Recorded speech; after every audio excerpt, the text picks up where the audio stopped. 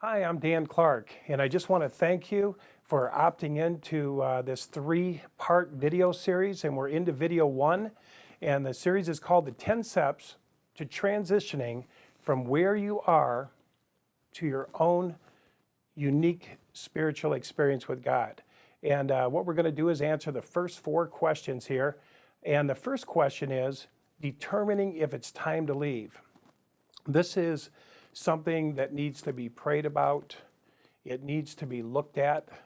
And so the question is, how do you determine? And that's how you determine.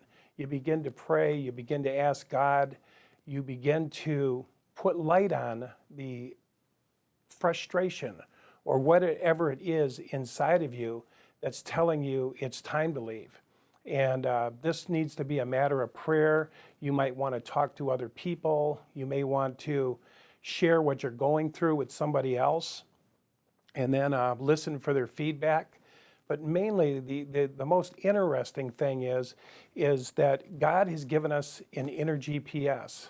And this is my second question that I want to answer. The second question is, how do we tune in to our inner GPS?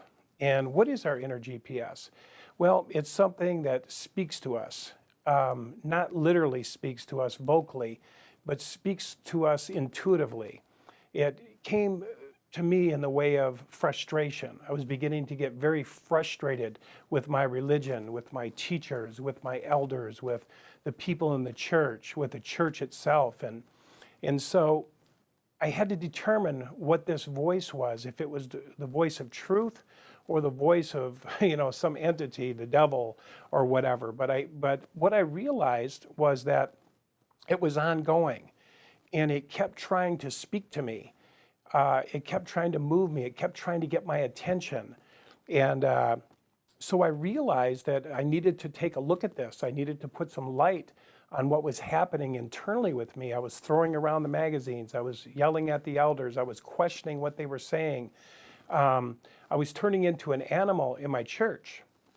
And so I began to pay attention, and I realized that they were out of integrity. The church was out of integrity with my beliefs. And I had to start following my inner beliefs as opposed to following the church that no longer resonated with me. So that's how I tuned into my inner GPS. The third question I had to answer was, how do I leave? Do I cut myself off? Do I just tell them goodbye? Do I drift away? And these are questions that everyone has to ask personally. You can drift away, just basically stop going to church and tell the people that you've just been really busy and begin to do your search that way. Or you can do as I did, just write a letter and leave. But again, this is a personal decision, a personal thing that you have to do in the way that you feel comfortable with. And I unfortunately can't answer that for you. But whatever you do, it'll be the right thing. And so determining and recognizing that there is just really a few options when it comes to leaving. And like I said, it's either drifting or cutting yourself off or whatever. And then the fourth question that I wanted to present to you, and the fourth ideal that I wanted to bring to your attention, is that you're going to have to deal with the family.